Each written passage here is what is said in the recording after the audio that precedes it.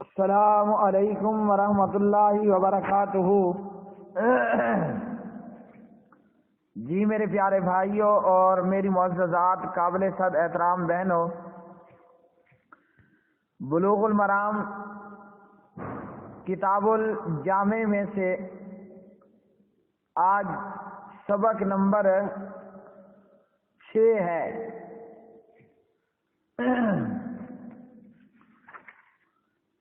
عن ابی ہریرہ رضی اللہ تعالی عنہ عن النبی صلی اللہ علیہ وسلم قال اذا عطس احدکم فلیقل الحمد للہ ولیقل له اخوہ یرحمک اللہ فاذا قال له یرحمک اللہ فلیقل له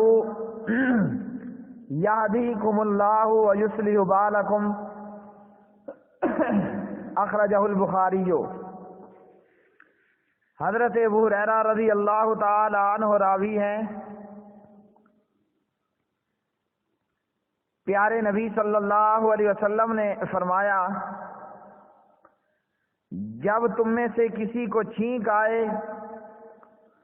تو اس کو چاہیے کہ وہ الحمدللہ کہے، اور پھر جب چھینکنے والا الحمدللہ کہہ دے تو ایک اور مسلمان جو اس کو چھینکتے ہوئے سنے وہ چھینکنے والے سے کہے یرحمک اللہ، اللہ تجھ پر رحم فرمائے۔ فلیقل لہ، چھینکنے والا اس دعا دینے والے کو دوبارہ یہ الفاظ کہے کہ اللہ رب العالمین تجھے ہدایت دے اور تمہارا حال درست کر دے، یعنی تمہارے اعمال کی اصلاح کرے۔ جیسا کہ ہم اسی باب میں پہلی حدیث پڑھ چکے ہیں جس کے راوی سیدنا ابو ہریرہ رضی اللہ تعالی عنہ ہیں، جہاں پیارے نبی صلی اللہ علیہ وسلم نے مسلمان پر 6 حق بتائے۔ ان 6 حقوق میں سے ایک حق یہ بھی تھا کہ جب چھینک مارنے والا چھینک مارے تو الحمدللہ کہے، اور پھر دوسرا مسلمان جو اس کو چھینکتے ہوئے سنے وہ جواباً اسے جواب دے، یعنی یرحمک اللہ کہے۔ تو پیارے نبی صلی اللہ علیہ وسلم نے اس حدیث میں چھینک کے تعلق سے ہمیں آداب سکھائے۔ چھینک آئے تو چھینک مارنے والا الحمدللہ کہے۔ میں آپ کو چھینکتے ہوئے سنوں تو آپ کو دعا دوں کہ یرحمک اللہ، اللہ تجھے صحت دے، اللہ تیرے اوپر رحم کرے، اللہ تیرے اوپر رحم کرے، اور پھر چھینکنے والا مجھے دوبارہ دعا دے کہ اللہ تجھے ہدایت دے اور اللہ تیرا حال درست کر دے۔ اسی طرح ایک اور حدیث میں پیارے نبی صلی اللہ علیہ وسلم کا فرمان ہے، اپنے بھائی کو 3 دفعہ یرحمک اللہ کہو۔ اگر کوئی چھینک پہ چھینک مارتا ہے 3 مرتبہ میں تو اسے دعا دو یرحمک اللہ، اور اگر اس سے زیادہ وہ چھینکنے لگ جائے تو پھر یہ زکام ہے۔ سنن ابی داود کتاب الادب۔ عن ابی ہریرہ رضی اللہ تعالی عنہ قال قال رسول اللہ صلی اللہ علیہ وسلم لا یشربن احدکم قائما، اخرجہ مسلم۔ پیارے نبی صلی اللہ علیہ وسلم نے فرمایا، تم میں سے کوئی بھی کھڑے ہو کر پانی نہ پیے، ہرگز کوئی بھی کھڑے ہو کر پانی نہ پیے۔ اسی طرح صحیح مسلم کی دیگر احادیث میں جو کہ باب کراہیت الشرب قائما، کھڑے ہو کر پانی کے مکروہ ہونے کا بیان، کھڑے ہو کر پانی پینے کے مکروہ ہونے کا بیان، اس میں حضرت انس رضی اللہ تعالی عنہ راوی ہیں، ان النبی صلی اللہ علیہ وسلم زجر عن الشرب قائما، پیارے نبی صلی اللہ علیہ وسلم نے کھڑے ہو کر پانی پینے سے ڈانٹا، تو کیا معلوم ہوا کہ آپ صلی اللہ علیہ وسلم نے کھڑے ہو کر پانی پینے سے منع کیا۔ اسی طرح صحیح مسلم میں ایک اور حدیث، اس کے راوی بھی حضرت انس رضی اللہ تعالی عنہ ہیں، فرماتے ہیں کہ نبی صلی اللہ علیہ وسلم نے منع کیا ان یشرب الرجل قائما،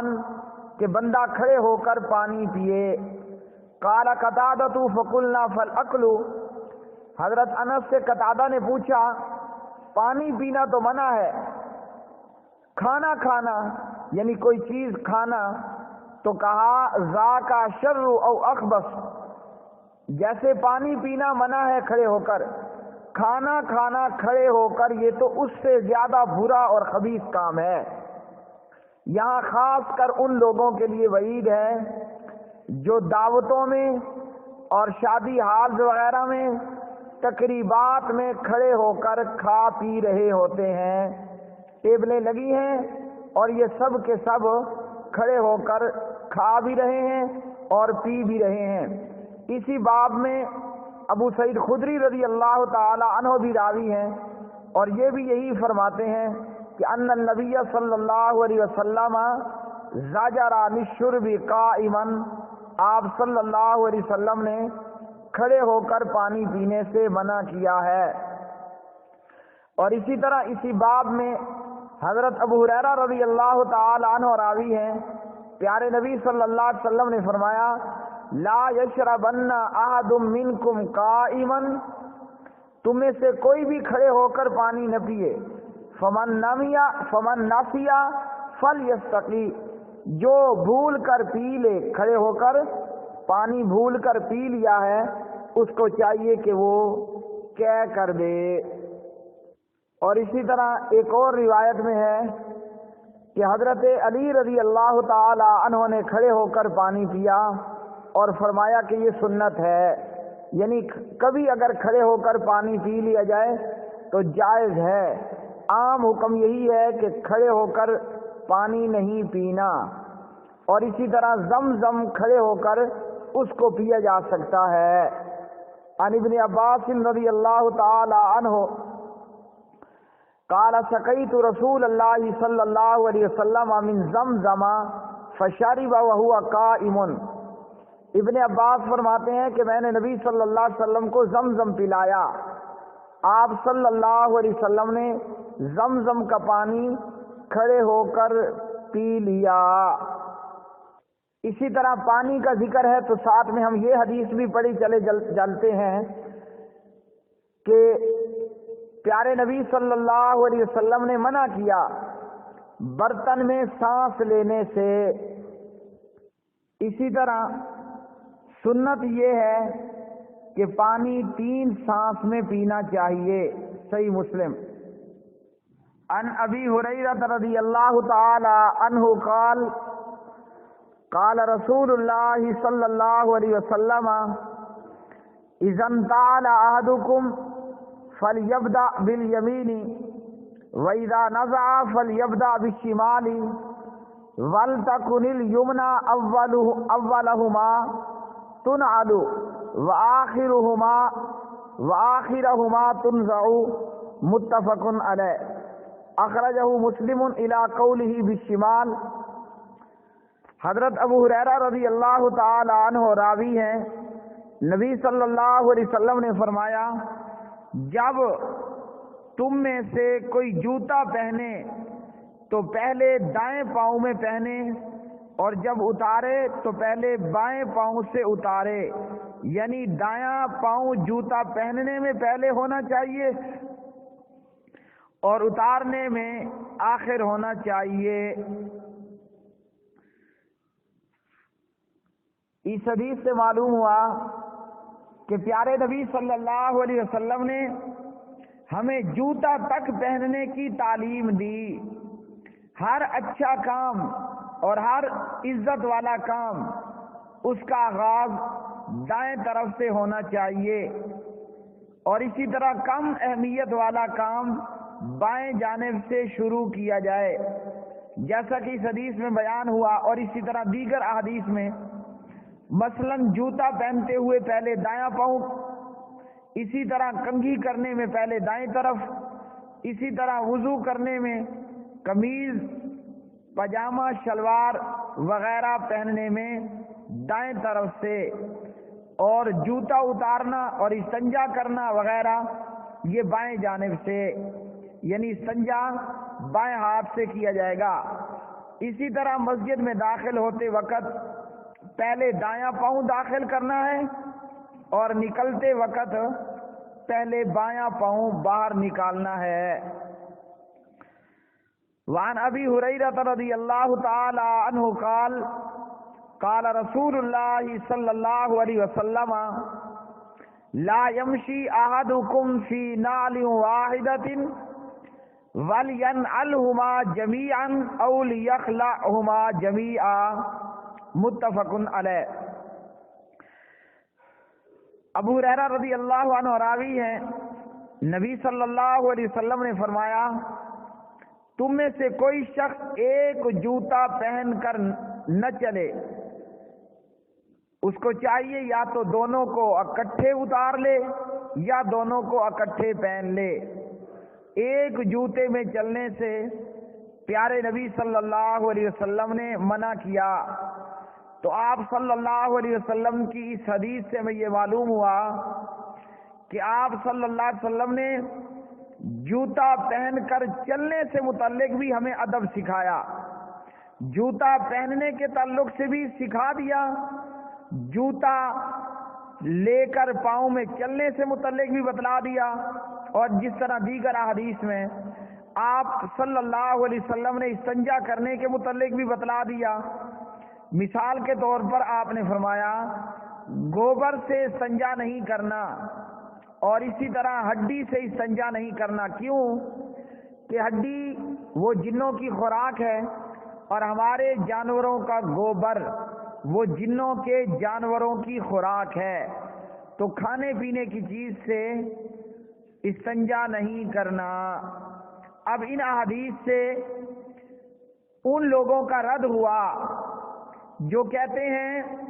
کہ دین اور دنیا کے مسائل کے لیے قرآن اور سنت حدیث ناکافی ہے، اور امام کی فقہ یا امام کی تقلید کرنا ضروری ہے یا واجب ہے۔ ہم اس نبی کا کلمہ پڑھنے والے ہیں، سبحان اللہ۔ کوئی مذہب ایسا مذہب نہیں آیا ہوگا، نہ ادیان سابقہ میں سے نہ ادیان باطلہ میں سے، کوئی مذہب ایسا مذہب، کوئی شریعت، اللہ اکبر، ایسی شریعت اللہ نے نہیں اتاری ہوگی جو شریعت اور جو دستور اور جو زندگی گزارنے کا طریقہ اللہ نے آمنہ اور عبداللہ کے بیٹے محمد الرسول اللہ صلی اللہ علیہ وسلم کو عطا کیا۔ جو شریعت اللہ نے عبد المطلب کے پوتے کو عطا کی وہ اس سے پہلے کم ہی کسی کو عطا ہوئی ہوگی۔ جو شریعت اللہ نے ابو طالب کے بھتیجے کو عطا کی وہ شریعت کم ہی کو ملی ہوگی۔ جو دستور، جو شریعت، جو زندگی گزارنے کا لائے عمل اللہ رب العالمین نے عائشہ اور حفصہ کے شوہر کو دیا وہ کم ہی کسی کو ملا ہوگا۔ زندگی گزارنے کے لیے دستور اور طریقہ جو اللہ نے ابو بکر اور عمر کے داماد کو دیا وہ کم کو ملا ہوگا۔ جو شریعت اور جو دستور اللہ نے عثمان اور علی کے سسر کو دیا وہ کم نبیوں کو ملی ہوگی۔ سبحان اللہ، کیا کہنے اس نبی پہ، اس نبی کو دی ہوئی شریعت کے کہ یہ نبی ہمیں جوتا پہننے کے متعلق بھی سکھا رہا ہے، استنجا کرنے کی بھی تعلیم دے رہا ہے، اور ایک جوتا پہن کر نہیں چلنا اس کے متعلق بھی پیارے نبی صلی اللہ علیہ وسلم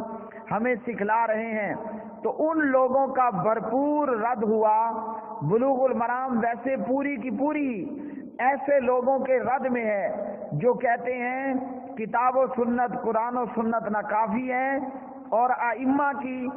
تقلید واجب اور ضروری ہے۔ تو جب پیارے نبی صلی اللہ علیہ وسلم نے جوتا پہننے کے حوالے سے، کنگھا کرنے کے حوالے سے، کھانے پینے کے حوالے سے، چلنے کے حوالے سے، استنجا کرنے کے حوالے سے ہماری ہر معاملے میں رہنمائی کی، تو اس عظیم شریعت کے ہوتے ہوئے، پیارے نبی کی سنت اور حدیث کے ہوتے ہوئے، اللہ کے قرآن کے ہوتے ہوئے کسی امام کی تقلید نہ فرض ہے، نہ واجب ہے، نہ سنت ہے، بلکہ بقول ہمارے بھائی علامہ محمد زبیر علی زئی رحمہ اللہ کے، تقلید بعض دفعہ تو شرک ہے اور بعض دفعہ بدعت ہے۔ اللہ نے پورے قرآن میں اور نبی نے اپنی پوری حدیث میں، ائمہ نے اپنے پورے اقوال میں کہیں بھی تقلید کا حکم نہیں دیا، اس لیے کہ دین اور دنیا کے تمام مسائل میں، اس لیے کہ مسجد اور بازار کے تعلق سے، اس لیے کہ حلال اور حرام کے تعلق سے، اس لیے کہ جائز اور ناجائز کے تعلق سے، اس لیے کہ خوشی اور غمی کے تعلق سے، اس لیے کہ مرنے اور جینے کے تعلق سے، اس لیے کہ دنیا اور آخرت کے تعلق سے، اس لیے کہ قبر اور زندگی کے تعلق سے، اللہ کی اس شریعت میں، اللہ کے قرآن میں، نبی کی سنت اور حدیث میں الحمدللہ ہر ایک معاملے کی رہنمائی موجود ہے۔ یہ وہ دین ہے لیلھا کنہارھا، اللہ اللہ، جس کی رات بھی دن کی طرح روشن ہے، جس کی رات بھی دن کی طرح روشن ہے۔ تو پیارے نبی صلی اللہ علیہ وسلم نے ایک پاؤں میں جوتا لے کر چلنے سے منع کیا، یا تو دونوں پاؤں ننگے ہوں اور آپ چلیں، یا دونوں پاؤں میں جوتا ہو آپ چلیں۔ ایک پاؤں میں جوتا اور ایک پاؤں میں جوتا نہ ہو، ایک پاؤں میں جوتا ہو اور دوسرے پاؤں میں جوتا نہ ہو۔ نبی صلی اللہ علیہ وسلم بخاری مسلم کی حدیث میں ہمیں منع کر رہے ہیں، کیونکہ جب ایک پاؤں میں جوتا ہوگا اور ایک پاؤں میں جوتا نہیں ہوگا، بندے کا چلتے ہوئے بیلنس ان بیلنس ہوگا، جس سے اس کی باڈی پارٹس کے اندر کسی بھی قسم کا نقصان ہونے کا پورا اندیشہ موجود ہوگا۔ تو اس لیے ان احادیث کو لے کر ہم سب کو چاہیے کہ پیارے نبی صلی اللہ علیہ وسلم کی سنت اور حدیث سے آگاہی حاصل کریں۔ اللہ کی شریعت میں اور قرآن و سنت میں دین اور دنیا کے تمام مسائل کا حل موجود ہے، اور اگر کسی کو حل نہیں مل رہا تو یہ اس کی علم کی کمی کی دلیل تو ہے۔ قرآن و سنت دین اور دنیا کے معاملات میں، مسائل میں بھرپور رہنمائی کے لیے کافی ہیں۔ اس لیے کسی کی تقلید کرنے، کسی کا پوچھ اپنے پیچھے لگانے کی بجائے ہم سب کو چاہیے قرآن و سنت کی پیروی کریں۔ جس کی جو بات قرآن و سنت کے خلاف ہو اسے چھوڑ دیں۔ سبق نمبر آج بلوغ المرام کتاب الجامع میں سے سبق نمبر 6 تھا۔ اللہ وحدہ لا شریک ہمیں عمل کرنے اور کتاب و سنت کے نور کو عام کرنے کی توفیق عطا فرمائے۔ وما علینا الا البلاغ المبین۔